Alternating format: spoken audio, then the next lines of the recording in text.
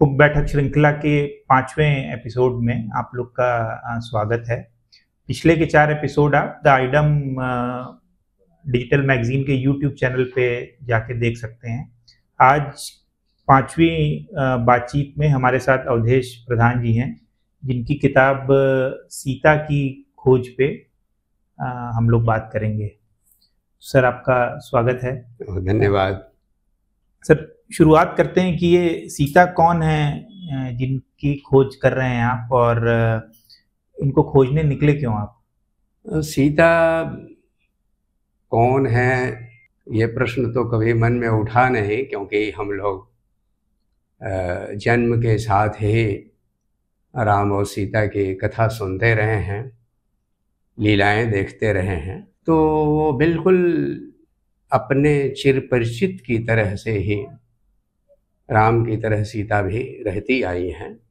लेकिन उनकी खोज को जो निकलना पड़ा, उसके पीछे एक रोचक प्रसंग है कि प्रोफेसर सदानंद शाही और हम दोनों दरभंगा से जनकपुर को गए थे, और जनकपुर सीता की जन्मभूमि है। वहाँ से लौटते हुए हम लोग सीतामढ़ी भी गए थे। पूरी यात्रा में जो देखना सुनना हुआ सो तो हुआ, लेकिन सीता पर सोचने का, एक अलग ढंग से सोचने का सिलसिला शुरू हुआ। वहीं प्रोफेसर शाही ने एक तरह से मुझको दावत भी दी, आप सीता पर कुछ व्याख्यान दीजिए। कोरोना काल आया, उसी समय सीता पर मैंने 4 व्याख्यान लॉकडाउन के समय में दिए थे। तब किताबों की दुकानें भी बंद चल रही थी, पुस्तकालय बंद थे। अपने पास जो पुस्तकें थीं, उन्हीं के बीच जो सीता की भाव मूर्तियाँ हैं, उन्हीं में सीता की खोज शुरू हुई। और जो हमारे लोकगीत थे, उनका एक बहुत बड़ा संग्रह किसी समय पंडित राम नरेश त्रिपाठी ने किया था। कुछ दूसरे भी संग्रह आए, लेकिन अपने ढंग का वो एक अनोखा संग्रह है। तो लोकगीतों के बीच की भाव मूर्ति तो हमने केवल उसी के भीतर देखी, लेकिन वाल्मीकि, महाभारत, भास, कालिदास, भवभूति और तुलसीदास, ये जो हमारी काव्य परंपरा है और उसके ये जो मुख्य मार्ग चिन्ह हैं, उस समय की सीमा में मैंने उन्हीं के भीतर सीता की खोज की, और वह भी कम नहीं था। तो ये सीता की खोज वास्तव में हमारी काव्य की साधु परंपरा और लोक परंपरा, उनके बीच सीता की भाव मूर्तियों की खोज है। और उसमें मुझे बहुत आनंद आया और मुझे बहुत सीखने को मिला। अपनी संस्कृति के बारे में, अपनी लोक संस्कृति के बारे में भी बहुत कुछ जानने को मिला। भगवती सीता हैं, उनके जीवन के किस उम्र में जैसे कौन कौन सी घटनाएं हुई? जैसे हम लोग को ये तो पता है कि रामायण में कौन कौन सी घटनाएं हुई मोटे तौर पर, बट इन लोग ये अपने उम्र के किस पड़ाव में थे जब इनके साथ ये सब घटनाएं हो रही थी? जैसे शादी कब हुई, वनवास कब हुआ? ये वाल्मीकि के यहाँ इसका उल्लेख मिलता है। अरण्यकांड में अपहरण के समय, जब साधु वेश में काषाय वस्त्र पहने हुए, जटाजूट बांधे हुए, जब रावण पंचवटी में पहुंचता है, और उस समय उसने उनके सौंदर्य की बहुत विस्तार से प्रशंसा करते हुए जब पूछा कि तुम कौन हो, किसकी हो, किस कारण इतने घनघोर जंगल में रह रही हो, तो सीता ने पहले तो फलमूल देकर अतिथि का स्वागत किया। उसकी बातें आपत्तिजनक भी थी, फिर भी सीता ने उसका प्रतिवाद जो नहीं किया, उसका कारण अद्भुत दिया है। द्विजाति वेशेण, कहा कि चूंकि वह ब्राह्मण वेशभूषा में था, इसलिए सीता ने उसे ब्राह्मणोचित सत्कार और सम्मान ही दिया। फिर यह सोच के ही उसकी बातों का उत्तर दिया, अगर उसकी बातों का उत्तर नहीं देते हैं तो यह उसकी उपेक्षा और असत्कार भी होगा, असम्मान भी होगा। इसलिए सीता बताती हैं। उसी क्रम में उन्होंने बताया, मैं जनकराज की कन्या हूँ, जब मेरा विवाह हुआ राम से, धनुष यज्ञ का भी जिक्र किया, धनुर्भंग का, और बताया कि उस समय मेरी उम्र 6 वर्ष की थी और राम मुझसे 7 साल बड़े थे।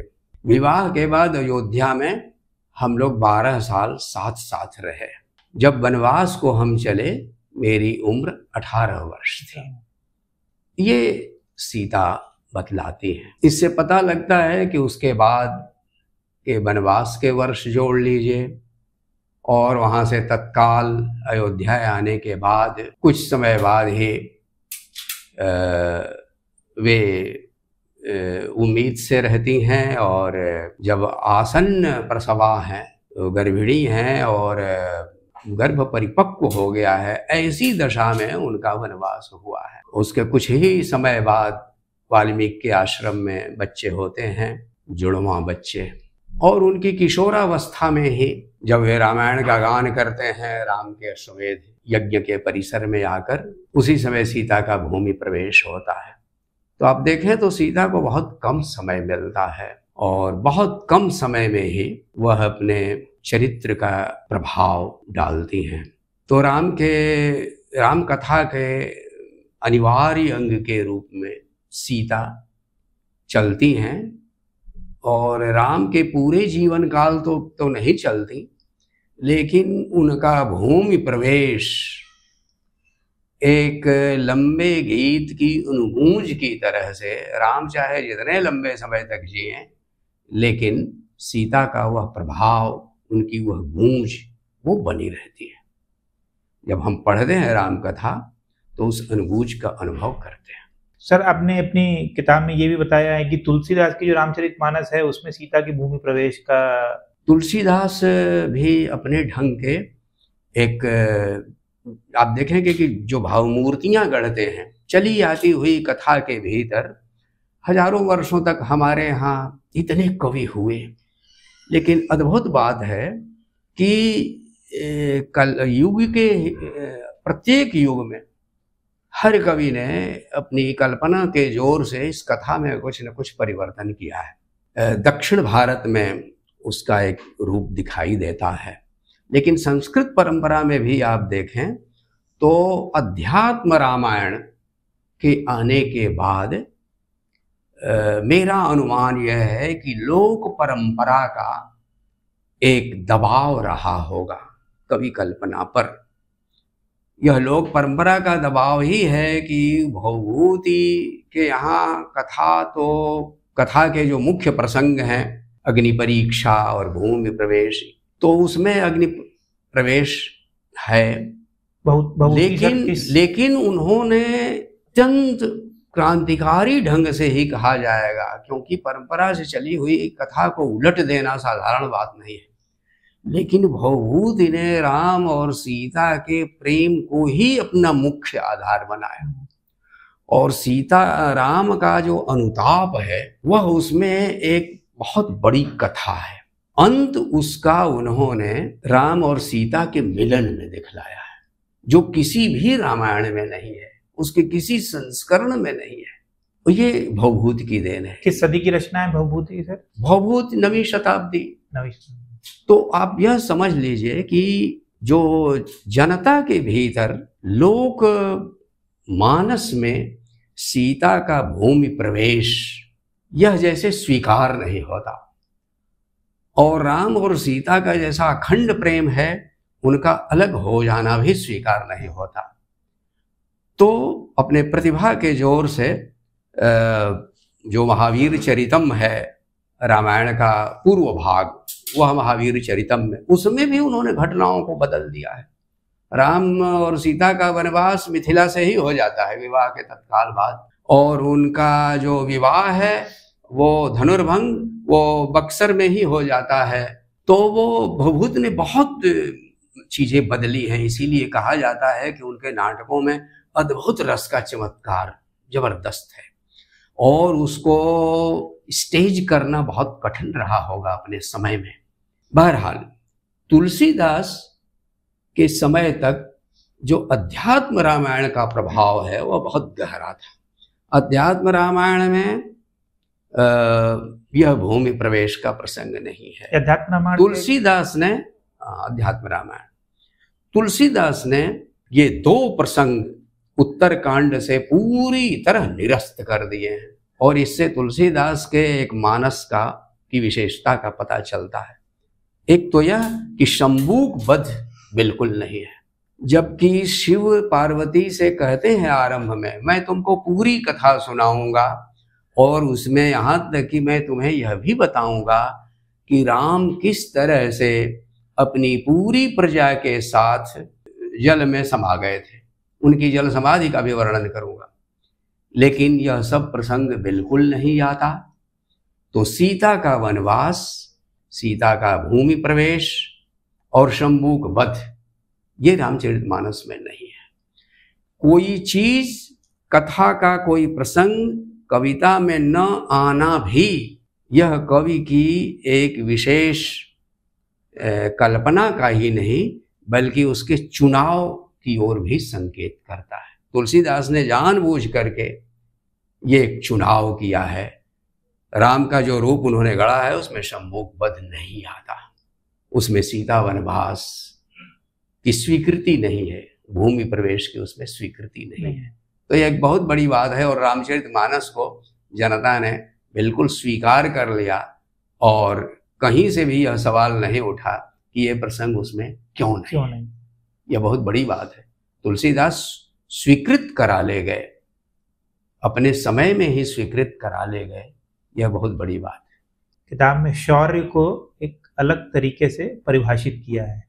आपने किताब में इस बात का भी जिक्र किया है कि हम लोग राम रावण के युद्ध की तो बात करते हैं राम कथा में, पर उसके साथ ही जो रावण का सीता से द्वंद्व चल रहा था, जब उन्होंने सीता को बंदी बना के रखा हुआ था, उसकी चर्चा नहीं करते हैं, क्योंकि रावण उसमें भी परास्त हुआ, क्योंकि सीता ने अपने उसमें रावण की किसी भी बात को माना नहीं और कष्ट वो झेलती नहीं जी। और एक चीज ये भी है कि जो राम कथा में हम लोग को सुनने को मिलता है कि राम के साथ तो दिव्यास्त्र थे, उनके भाई थे, सेना थी और लोगों का सहयोग था जी।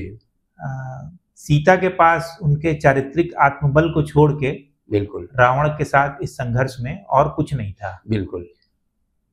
तो इसकी हम लोग उतनी बात क्यों नहीं करते हैं? ये आपने बहुत सही सवाल उठाया, क्योंकि जो सीता के बारे में यहाँ तक कहा गया कि वह बहुत दब्बू है, वो पति के केवल पीछे पीछे चलना जानती हैं। एक कमजोर औरत के बतौर सीता को बहुत सारे आधुनिक चिंतकों ने इस रूप में उनकी छवि सामने रखी, लोगों के सामने रखी। उन्होंने ध्यान नहीं दिया वाल्मीकि से लेकर तुलसीदास में सीता किस रूप में आती है। हनुमान से तो सीता का कोई परिचय नहीं था, लेकिन उसने देखकर अनुमान कर लिया यही सीता हो सकती है। उससे पहले हनुमान ने, और तुलसीदास के यहाँ वह वर्णन नहीं मिलेगा, सुंदरकांड पढ़ना हो तो वाल्मीकि का पढ़िए, अद्भुत प्रसंग है। रावण की रंगभूमि में जब प्रवेश करते हैं हनुमान, उससे पहले नाच रंग हो चुका है और सब सुंदरियां वीणा और अनेक साज बाज हाथ में लिए हुए वैसे ही सो गई हैं, और उनके बीच रावण सोया हुआ है और हनुमान को खोज है सीता की, एक ऐसी सीता की जिसको उसने कभी देखा नहीं, और वह एक एक चेहरे को देखता है, एक एक चेहरे को देखता है। एक से एक सुंदर चेहरे हैं, लेकिन वह अनुमान करता है कि इतनी सजी बजी सीता हो ही नहीं सकती। राम की पत्नी हो और वह राम से अलग हो के इतनी सजी बजी हो, ये हो नहीं सकता। इतनी सुख की नींद सो रही हो, ये नहीं हो सकता। तो हनुमान की एक प्रतिभा यह है जिसमें वह देखते हैं कि इनमें से कोई सीता नहीं है, और अशोक वाटिका में जिसको देखते हैं वहां उनकी प्रतिभा देखने में आती है जब वह सीता को पहचानते हैं, ये सीता हो सकती है।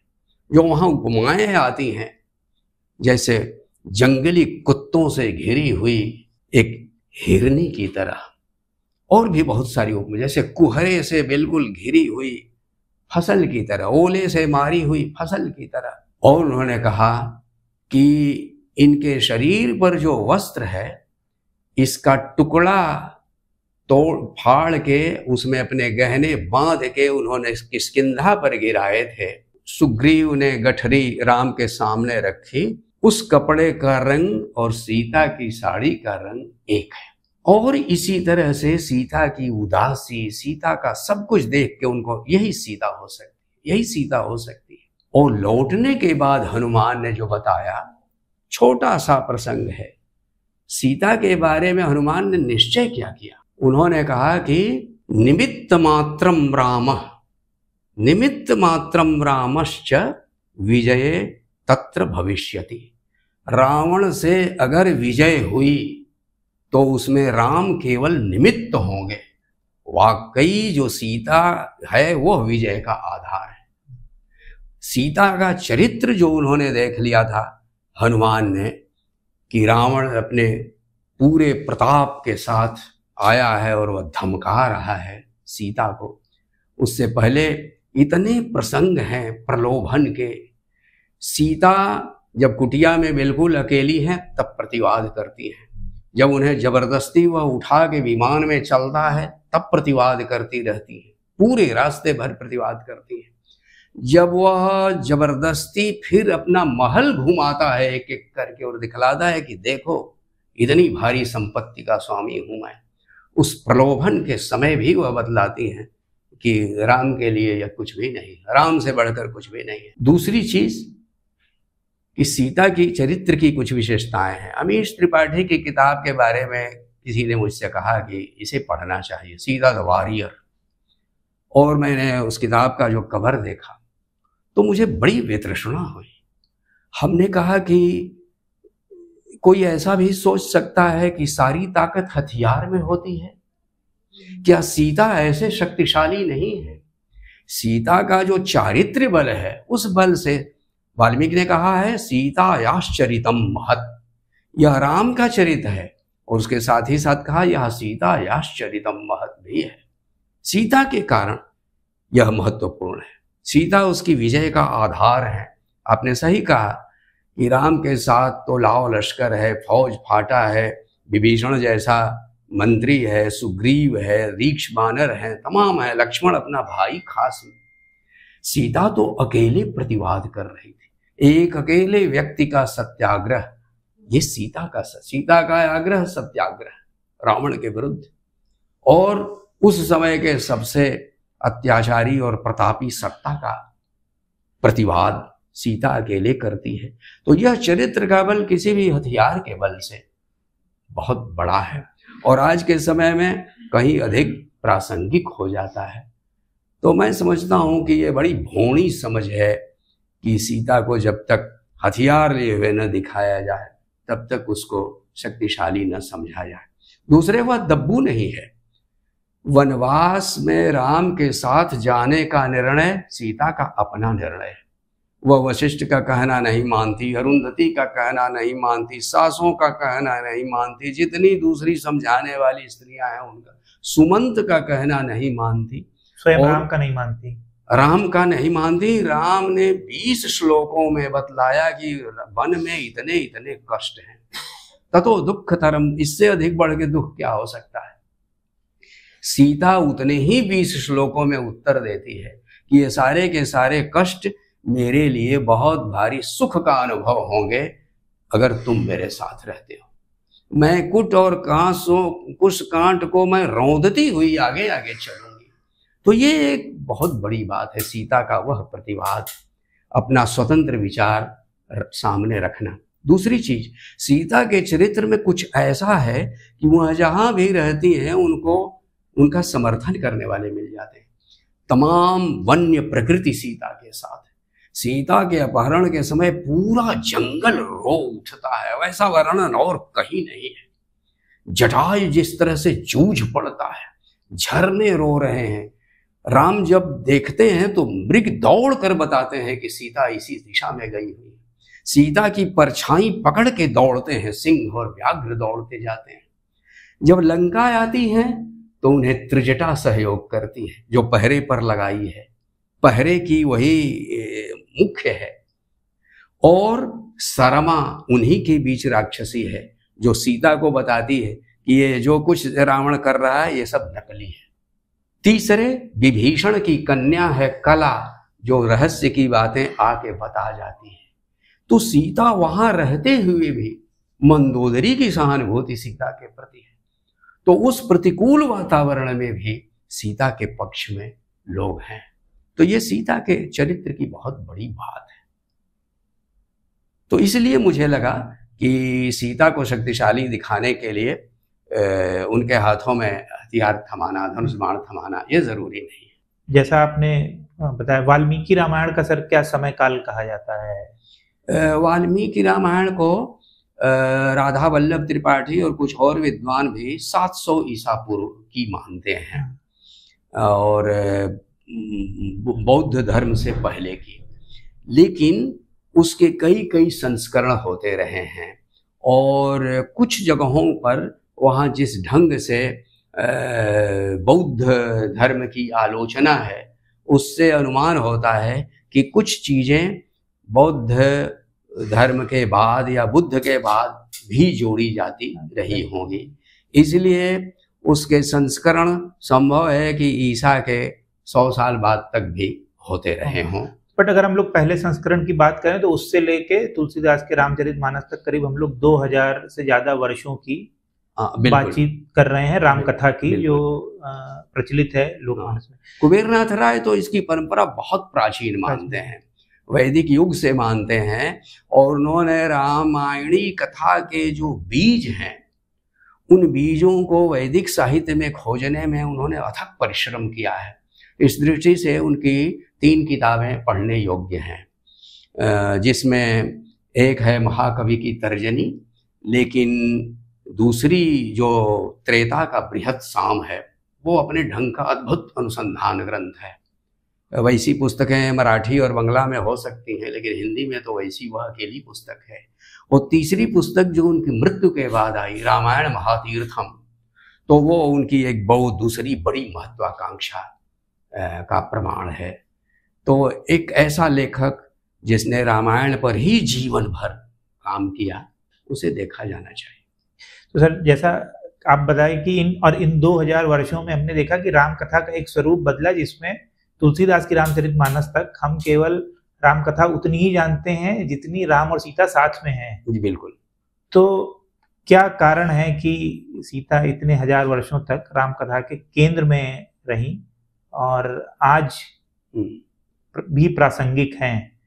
हमारे लोकमानस में अब देखें तो सबसे पहले सीता और राम की जो जोड़ी है वह आदर्श दाम्पत्य प्रेम की जोड़ी है। ब्याह और शादी में राधा कृष्ण के गीत नहीं गाए जाते, सीता राम के और शिव पार्वती के। तो जो दाम्पत्य प्रेम है यह मानव सभ्यता की एक बहुत बड़ी उपलब्धि है। स्त्री और पुरुष के बीच का जो स्वाभाविक आकर्षण है, जो आवयविक है, देह स्तर का जो आकर्षण है, इस देह स्तर के आकर्षण को प्रेम के उज्जवल मूल्य में बदल देना, ये एक लंबे कालखंड में सभ्यता ने विकसित किया है। और ध्यान से देखें तो और वेद को प्रमाण माने तो मानना होगा कि भारत में ही दाम्पत्य प्रेम को सबसे पहले एक आदर्श के रूप में उपस्थित किया गया। जो विवाह सूक्त है उसको लेके अभी पुस्तक वागीश शुक्ल की आई है, तो आहो पुरुषिका, तो उसे देखा जाना चाहिए। और जो स्त्री और पुरुष का जो संबंध है यह मानव सभ्यता के विकास की दृष्टि से भी बहुत महत्वपूर्ण है। जो दाम्पत्य प्रेम है उसी के आधार पर परिवार का स्थायित्व होगा, और स्थायी परिवार की आवश्यक और स्थायी परिवार आधार है स्वस्थ बच्चों के शारीरिक मानसिक विकास की दृष्टि से। इसलिए जो भावी समाज है उस दृष्टि से भी यह जो दाम्पत्य प्रेम है ये हमारे सामाजिक विकास का आधार बनता है। और मैं समझता हूं कि इसको पिछड़ा मूल्य नहीं कहा जा सकता किसी दृष्टि से भी। तो हमारे लोकमानस में एक तो यह, दूसरी उसकी परीक्षा सुख में नहीं होती। प्रेम की परीक्षा, विशेष रूप से दाम्पत्य प्रेम की परीक्षा सुख में, भोग में, विलास में, समृद्धि में, अनुकूल परिस्थितियों में नहीं होती। उसकी परीक्षा प्रतिकूल परिस्थितियों में, दुख में, विपदा में, कष्ट में होती है। और ये जो सीता वन में भी साथ साथ जाती है, ये इस हद तक प्रतिष्ठित थी कि लोकमानस का यह प्रभाव ही है जिसने अकबरी दरबार को प्रभावित किया, अकबरी दरबार के सौंदर्य बोध को प्रभावित किया। इसीलिए जो रामटका मिलता है, जो हमारे भारत कला भवन में भी है, उस रामटका सिक्के के एक तरफ राम और सीता वन को जाते हुए अंकित हैं और लिखा हुआ है राम सीय भांत। वो भांत कहते हैं चित्र को, हाँ, राम सीय भांत। तो यह दाम्पत्य प्रेम मुख्य है और उसी के भीतर कष्ट सहिष्णुता और एवर लास्टिंग लव, लंबे समय तक हर परिस्थिति में बना रहने वाला जो प्यार है, वह एक बहुत बड़ी चीज है। जहां बच्चे को यह भरोसा हो स्कूल से चलते समय कि मेरी माँ घर पर होगी, मेरे पिता होंगे, पति को यह भरोसा हो कि अगर कहीं हमारा एक्सीडेंट भी हो जाएगा तो हमको लोग उठा लेंगे, हमको लोग छोड़ नहीं देंगे। इन सब चीजों का आधार प्रेम है। दाम्पत्य प्रेम का विस्तार बहुत बड़ा है, उसी के भीतर संतति का प्रेम है, उसी आधार पर फिर सामाजिक संगठन पूरा का पूरा खड़ा है। इसलिए मैं समझता हूं कि इतने लंबे समय से राम और सीता की जोड़ी, लोग आशीर्वाद भी देते हैं राम और सीता की जोड़ी की तरह बने रहने की। तो ये लोग मानस में लंबे समय तक जो छवि है वो बहुत बड़ी चीज़ है। मैं नहीं समझता कि किसी यूरोपीय पश्चिमी काव्य के किसी नारी चरित्र को ऐसा सौभाग्य मिला। और आप क्या देखते हैं कि इस पे आपने प्रकाश डाला, बट आज के 21वीं सदी में से हम लोग के देखने वाले ऑडियंस या जो लोग सुन रहे हैं उसमें बहुत सारे यंग लोग भी हैं। जी जी। तो इन लोगों से हम लोग भी जैसे लोग हैं, तो हम लोग सीता के चरित्र से क्या प्रेरणा? एक तो ये कि मैं उस चीज पर अटल हूं कि जो दाम्पत्य प्रेम है, जो जिसके लिए अवसर भी कम होते जा रहे हैं और वह दाम्पत्य प्रेम संकटग्रस्त भी होता जा रहा है। संबंधों में विच्छेद की घटनाएं बढ़ रही हैं।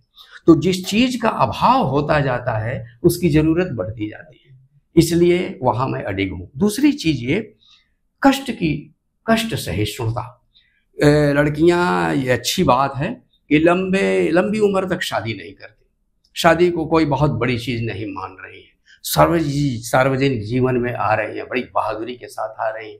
तो ऐसे में स्वतंत्र विवेक, विचारों का स्वातंत्र, सीता में भय और प्रलोभन के आगे झुकने वाली बात नहीं है। क्योंकि ऐसे समय में जब सार्वजनिक जीवन में आगे आएंगे तो भय के आगे, प्रलोभन के आगे तरह तरह की भ्रांतियां हैं और बाजार जिसने विचारों को बिल्कुल तहस नहस कर दिया है।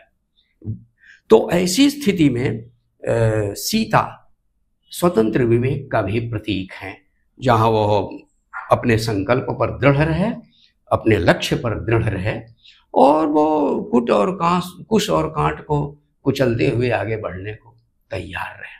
किसी भी प्रतिकूल परिस्थिति में न झुकना, ये नाम सीता का है और मैं समझता हूं कि इसमें उसको इससे अधिक प्रेरणा मिलेगी।